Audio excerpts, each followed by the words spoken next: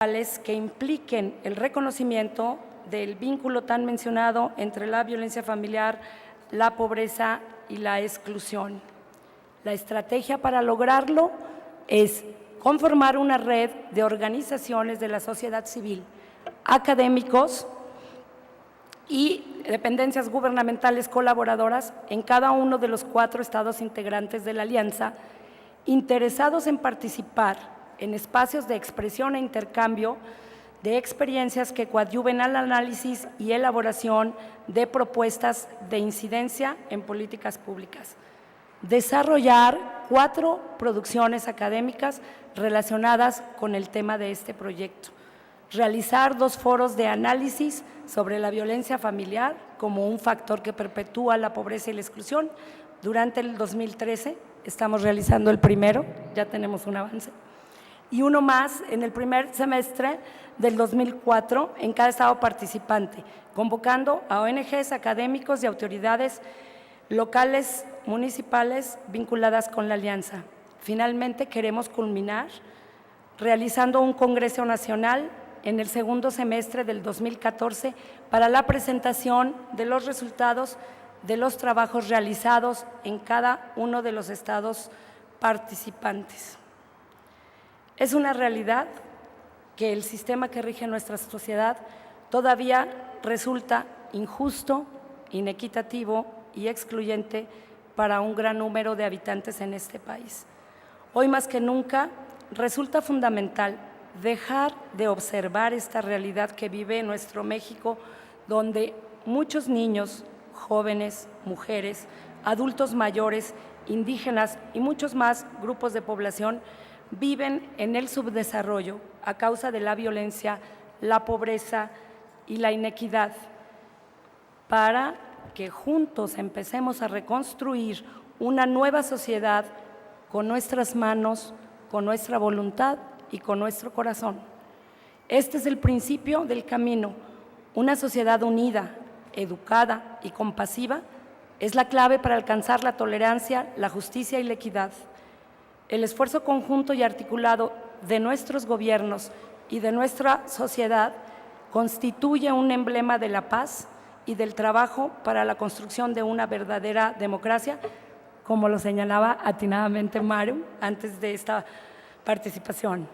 Estamos seguros que las acciones conjuntas que hagamos quienes hoy integramos esta alianza, así como las instancias gubernamentales que han decidido colaborar con el proyecto, podrán ir cimentando mejores condiciones para que cada uno de los niños y cada uno de los habitantes de nuestro estado perciba que de verdad Guanajuato es un lugar donde vale la pena vivir. Muchas gracias por estar hoy aquí.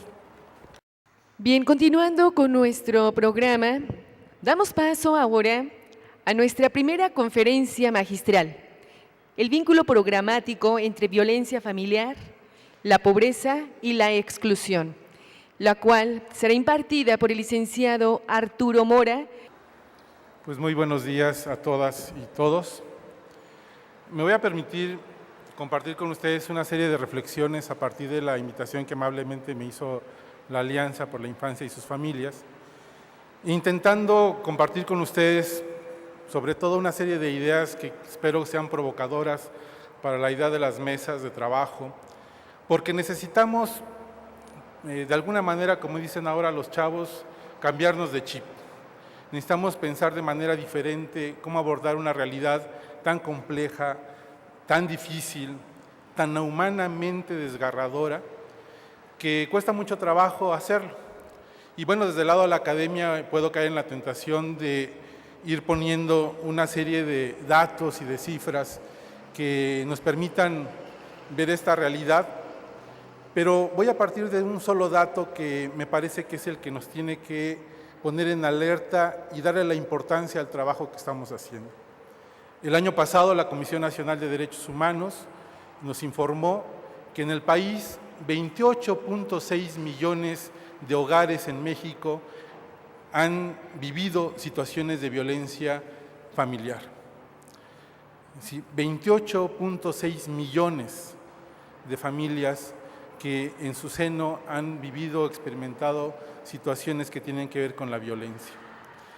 Y es un dato que nos tiene que poner a pensar, porque acabamos de recibir el dato actualizado del INEGI de que tenemos una población de 118 millones de mexicanos y mexicanas, y bueno, si lo multiplicamos o lo pensamos que al menos tuviéramos un esquema de familia tipo y pensáramos que hubiera papá, mamá y un par de hijos así en promedio, ¿no? Pues estamos hablando de que casi 100 millones de mexicanos y mexicanas están experimentando algún tipo de violencia en las familias. Entonces la realidad es muy compleja. Voy a leer brevemente una cita que también tiene una importancia para mí en lo personal y creo que para todos, de Nelson Mandela, en esos momentos que él también está en una situación de salud grave. Él decía en 2003 en un foro de Naciones Unidas: el siglo XX, el siglo XXI, se recordará como un siglo marcado por la violencia. Nos abruma con su legado de destrucción masiva.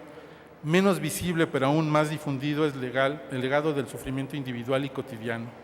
El dolor de los niños maltratados por las personas que deberían de defenderlos, de las mujeres heridas o humilladas por parejas violentas, de los ancianos maltratados por sus cuidadores, de los jóvenes intimidados por otros jóvenes, de personas de todas las edades que actúan violentamente contra sí mismas. Este sufrimiento, del que podría dar muchos más ejemplos, decía Mandela, es un legado que se reproduce a sí mismo a medida que las nuevas generaciones aprenden de la violencia de las anteriores. Las víctimas aprenden de sus agresores y se permite que perduren las condiciones sociales que favorecen la violencia. Y termino. La violencia medra cuando no existe democracia, respeto por los derechos humanos ni condiciones de un buen gobierno.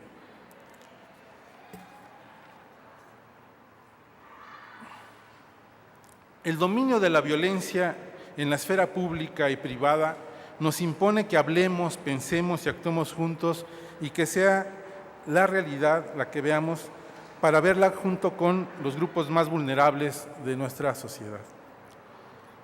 No es ajeno que hoy estemos todos preocupados de alguna manera por las situaciones de violencia. Hace unos días en un grupo de la universidad le preguntaba a mis alumnos y alumnas que cuántos habían sido víctimas o habían tenido alguna situación de violencia cercana, de delito, de alguna agresión en el último año. Y una sorpresa grave fue para mí ver que de 36 alumnos y alumnas que tenía, solamente 4 no levantaron la mano. Es decir, la violencia, las situaciones de inseguridad, las experiencias que estamos teniendo en nuestros entornos inmediatos de amigos y amigas y de familiares, nos están hablando de que es un tema que no podemos seguir escondiendo bajo el tapete de la casa o de la sociedad. El Programa de Naciones Unidas nos dice también algo dramático para pensarlo, que este fenómeno no es solo exclusivo de nuestro país, sino es un fenómeno que tiene que pensarse globalmente. Y según el Programa de Naciones Unidas, 4 de cada 5 personas en el mundo están en situaciones de marginación o violentados o excluidos. Y en el caso de México, la CEPAL reporta que al menos el 40.4% de la población infantil, 4 de cada 10 niños y niñas viven en condiciones de pobreza.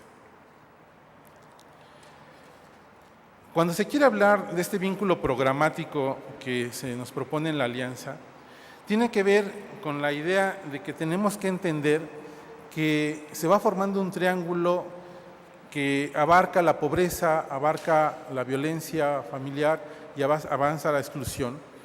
Y tendremos que preguntarnos precisamente, todos nosotros y todas nosotras tenemos que preguntarnos, cuando hablamos de estos temas, tenemos que decirnos, bueno, ¿excluidos de qué? ¿Marginados de qué? ¿Violentados de qué o por quiénes? ¿En dónde están? ¿Cuáles son las estructuras, los mecanismos que la sociedad tiene para provocar esta situación social?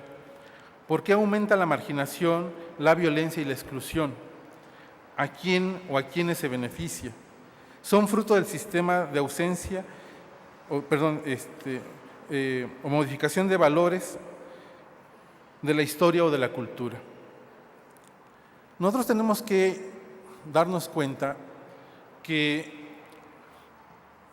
Afortunadamente, a partir de la experiencia de la Segunda Guerra Mundial, cuando se forma y se puede crear este Consejo de Naciones y se puede elaborar los derechos humanos, esta Carta de Derechos Universales, que son 30, y que hay una convicción muy fuerte de replantear la posibilidad, después de la hecatombe que vivimos como sociedad en la Segunda Guerra Mundial y la cantidad de situaciones que se presentaron, pues se dio la oportunidad de pensar que había la manera de pensar de otra manera la sociedad, y cuando se acuñan estos derechos humanos nos vamos viendo como la posibilidad de refundar la sociedad. Y tal vez hoy, más que nunca, a partir de esta experiencia, tenemos la necesidad otra vez de refundar la sociedad a partir de lo que estamos experimentando como sociedad con todos esos elementos de marginación. Evidentemente, la violencia está instalada, y eso es lo que tendremos que hacer. Y no solo tenemos que nombrarla, porque ya los medios masivos se encargan de hacerlo. Ya el sexenio pasado vimos cómo fue la nota roja lo que prevaleció durante mucho tiempo en nuestro país. Hoy, lamentablemente, la nota ha pasado a un asunto de 8 columnas en relación a los temas que atienden el tema político y sobre todo el tema de la corrupción. Y hemos visto en las últimas semanas cómo lo que ha ganado tiene que ver con lo que sabemos o lo que alcanzamos a ver o lo que se alcanza a denunciar en relación al mal manejo de las finanzas, a las situaciones de corrupción, a tal cual al asalto a la hacienda pública, que es dinero de todos nosotros y de nosotras. Pero esta violencia tiene estas estructuras, tiene una noción de violencia política, y lo estamos viendo. Acabamos de ver las situaciones de atentados, de asesinatos de candidatos en lugares donde está habiendo un asunto de política, de elecciones. Estamos viendo un asunto de violencia económica en relación a aspectos muy fuertes que no hemos podido como sociedad articular o de alguna manera provocar una reflexión mayor. Y voy a poner un solo ejemplo para que nos demos idea de cómo esta violencia económica nos está afectando a todos y a todas de manera drástica. México ha mantenido una política de salarios mínimos que desde 1976 fue la última vez que tuvimos el mayor poder adquisitivo en nuestro salario. De ahí entonces, en México y en América Latina ha habido una caída de los salarios. El Observatorio Laboral de la UIA Ciudad de Puebla ha señalado que el salario mínimo que debería tenerse en este momento para al menos cubrir las necesidades de la canasta básica sería de 287 pesos al día. Actualmente es de 56.09 centavos en nuestro estado. Se han hecho estudios y se sabe que muchos de los niños y de las niñas y de las personas que salen a las calles, a los cruceros y en los semáforos a pedir dinero, ya sea impulsados por sus padres, impulsados por las redes de trata también que existen, podrían salir de estas calles si se incrementara al menos el 15% del salario mínimo en poder adquisitivo real. Eso haría que ese dinero que se busca en las calles estuviera dado por los salarios y evitaría que los niños estuvieran trabajando en muchos sentidos. Y bueno, que es otro tema, el tema del trabajo infantil, y que también está en esta condición económica, porque también esta situación económica de bajos salarios obliga a que muchas familias les digan a sus jóvenes, principalmente a sus adolescentes, que dejen de ir a la escuela.